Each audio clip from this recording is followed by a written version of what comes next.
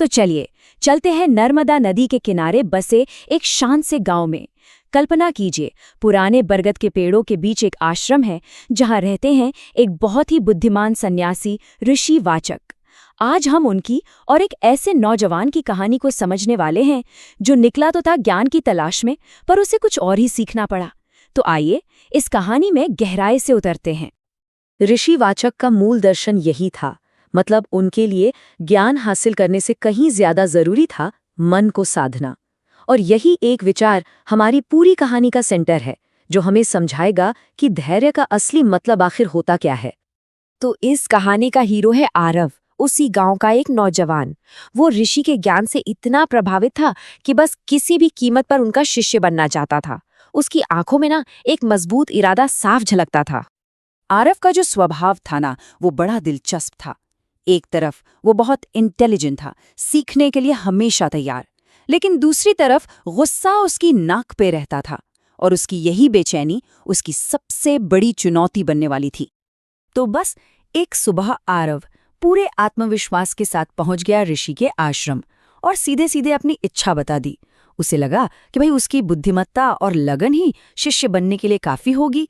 लेकिन ऋषि ने उसकी बुद्धि की नहीं, बल्कि उसके चरित्र की परीक्षा लेने का फैसला किया।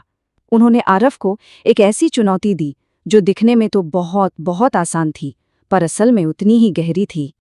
निर्देश एकदम सीधे साधे थे। एक छोटा नाजुक सा मिट्टी का घड़ा लो, नदी से पानी भरो और सूरज डूबने से पहले लौटाओ। हाँ, पर घड़ा टूटना नहीं चाहिए। आरव ने मन ही मन सोचा, अरे बस इतना सा काम। उसे लगा ये तो कोई परीक्षा ही नहीं है। और यहीं से आरव का असली संघर्ष शुरू होता है।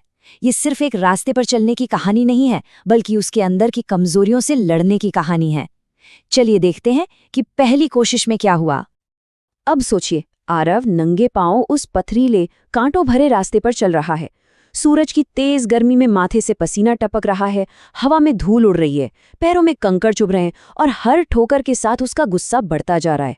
वो अपने अंदर झांकने के बजाय रास्ते को ही दोष देने लगा। और फिर वही हुआ जिसका डर था। गुस्से और चिड़चिड़ाहट के एक झोंके में आरव ने घड़ा जमीन पर पटक दिया।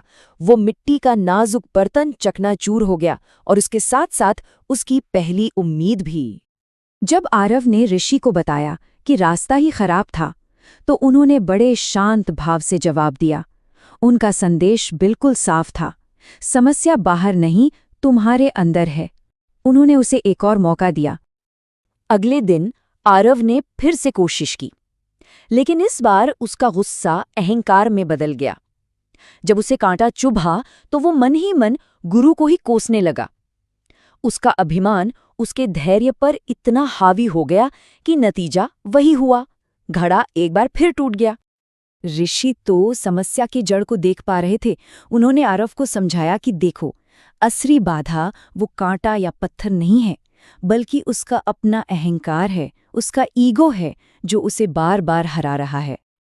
अब हम आते हैं कहानी के सबसे जरूरी हिस्से पर। 2 बार फेल होने के बाद आरव को शर्म तो आ रही थी, पर अब उसे गुस्सा बाहरी दुनिया पर नहीं बल्कि खुद पर आ रहा था। और इस बार वो एक नए संकल्प के साथ निकला। ये सिर्फ एक वाक्य नहीं था, बल्कि एक पक्का इरादा था। इस बार आरव ने बाहरी मुश्किलों को दोष देना छोड़ दिया और सारी जिम्मेदारी खुद पर ले ली। अब उसका ध्यान समस्या से हटकर समाधान पर था।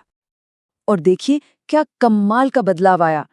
रास्ता तो वही था, कांटे और पत्थर भी वही थे, लेकिन आरव का मन बदल चुका था। जब कांटे चुभे तो उसने दर्द सहा, पर रुका नहीं। जब पत्थर मिले तो उसने घड़े को और कसकर सीने से लगा लिया। पसीना बह रहा था, पर उसका ध्यान सिर्फ एक ही लक्ष्य पर था, घड़े को बचाना है। और तभी कहानी का क्लाइमैक्स आता है। मंजिल के करीब पहुंचकर उसका पैर एक बड़े पत्थर पर फिसला। एक पल के लिए तो जैसे सब कुछ थम सा गया। हवा में धूल का एक गुबार उठा। लगा कि बस इस बार भी घड़ा हाथ से गया। क्या उसकी सारी मेहनत बेकार हो जाएगी? नहीं, इस बार उसने बिजली की तेजी से खुद को संभाला और घड़े को बचा लिया। घड़ा तो नहीं टूटा, हाँ, बस उसके घुटने पर एक खरोच आ गई। दर्द था, पर आरव के चेहरे पर एक जीत की मुस्कान थी। ये मन की जीत थी। और उसी एक पल में आरव को धैर्य का असली मतलब समझ में आ गया। ये शारीरिक सहन शक्ति नहीं थी, बल्कि ये तो मानसिक नियंत्रण और फोकस की शक्ति थी। सूर्यास्त की वो सुनहरी रोशनी, जब हवा में धूल के कण चमक रहे थे और नदी की ओर से ठंडी हवा आ रही थी, आरव आश्रम पहुंचा। उसके हाथ में पानी से भरा सही सलामत घड़ा था और आंखों में एक नई समझ की चमक थी। उसने ऋषि के सामने ये बात मानी कि समस्या रास्ते में कभी थी ही नहीं, उसके अपने मन में थी। जिस पल उसने अपने मन को जीत लिया, उसने अपनी परीक्षा भी पास कर ली। ये सुनकर ऋषि मुस्कुराई। आरव ने सिर्फ एक काम पूरा नहीं किया था, बल्कि उसने ज्ञान का पहला और सबसे जरूरी पाठ सीख लिया था। वो अब सच में शिष्य बनने के लिए तैयार था। तो आखिर में ये कहानी हमें सिखाती क्या है कि धैर्य का मतलब चुपचाप इंतजार करना या दुख सहना नहीं है।